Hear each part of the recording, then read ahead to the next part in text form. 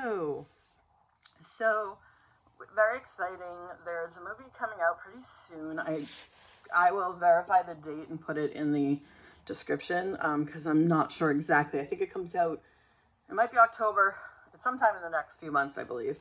And I'm very excited about the movie because it's starring Saoirse Ronan and Paul Mescal, who are two actors I very much, I'm a big fan of.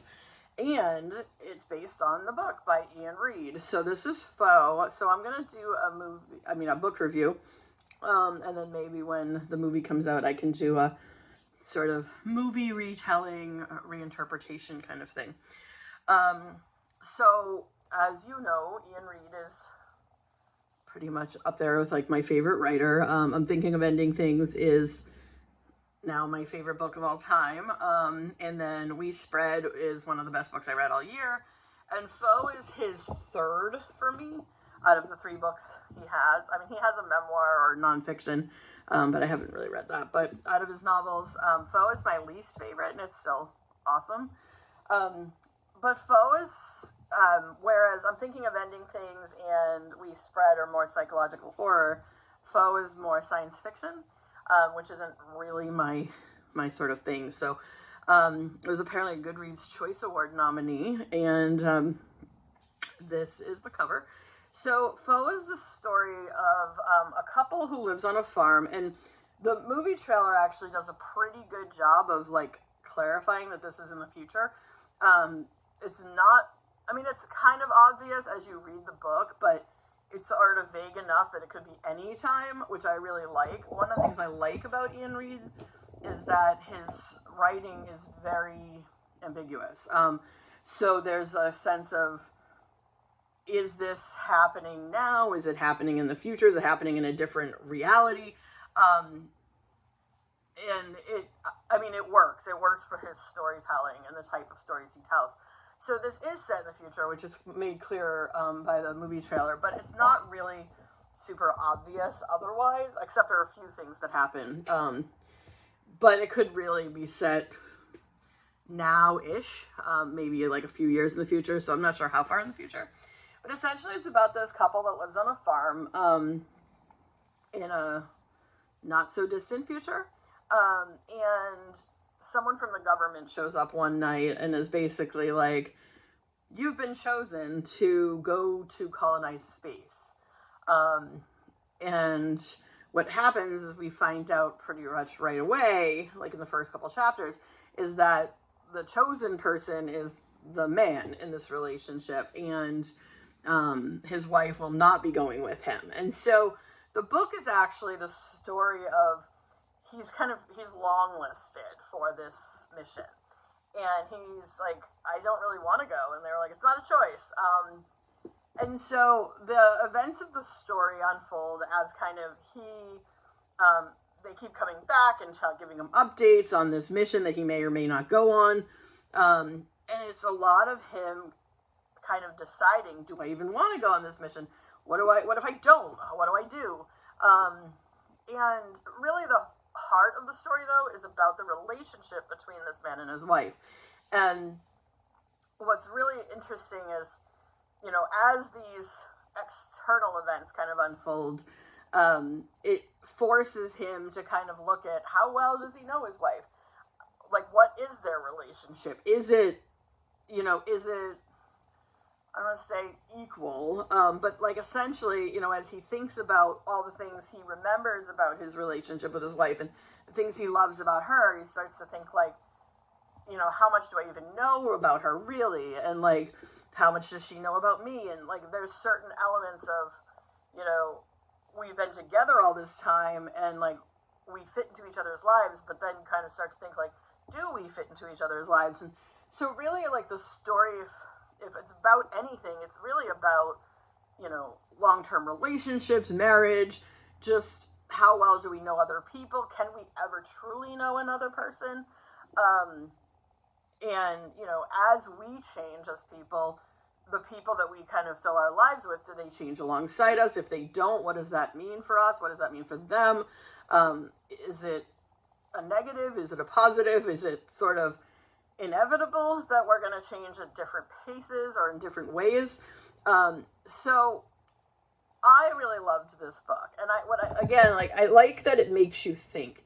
It makes you really analyze kind of your own relationships, your own way of thinking, which is what Iain Reid's books do. I'm very curious how this is going to play out as a movie, because it's so internal and so psychological that, I'm curious how that's going to come across. I'm pretty sure it's also being directed by, someone I love. And so if it is, it's going to be, my favorite movie, probably. But, I think with the cast, it obviously is going for the same mood. But what I noticed with, the I'm Thinking of Ending Things movie is it's great as a supplement to the book. But I feel like if you didn't read the book and only watched the Netflix movie, it's going to leave you lacking a lot of the plot or a lot of the meaning behind the story. I thought it was a really nice adaptation of a book that I love, because I liked seeing the visuals and I liked seeing sort of some of it play out. But I don't think that, where I think there's certain media that work for certain stories. And, some translate very well. Like Harry Potter works well as a book. It works well as a movie. I'm sure it'll work well as a play. It's just, it transcends media. But things like Mad Max Fury Road really can't be another medium. It has to be a movie. It's big, it's epic, the scope is just massive. You want to see it in IMAX, you want to see it on this massive screen with, the stereo surround sound.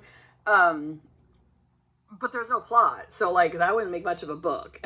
And wouldn't make much of a play. Wouldn't make a good video game, because there's not really anything happening. It's just a lot of spectacle, which is fine. It's utilizing its medium. So, what I think is kind of interesting is Iain Reid is very much, I feel like, a writer who, there are certain books and certain writers that I just don't know how well they translate into another medium.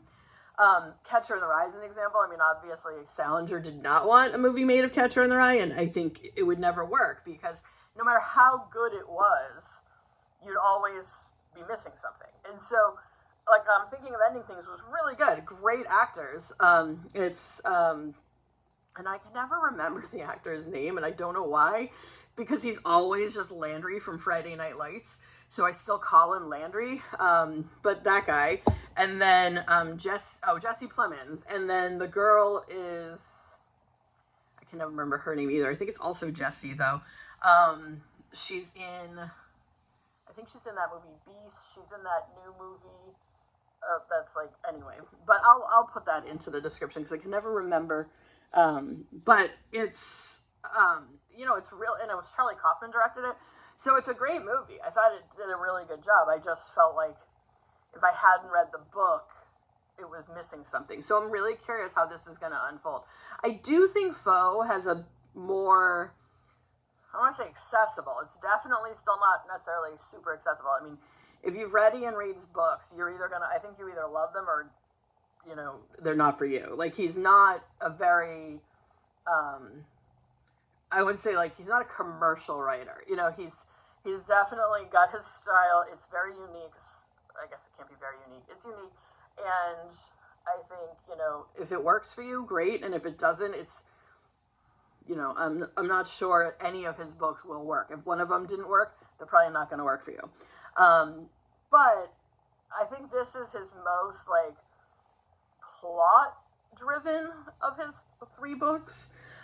Where there is an external event going on, whereas I'm Thinking of Ending Things is about a couple kind of in the relationship sort of also unraveling, but it's very much internal. It's in her head the whole time. There are actual events, external events that are happening in Foe, and We Spread is entirely internal.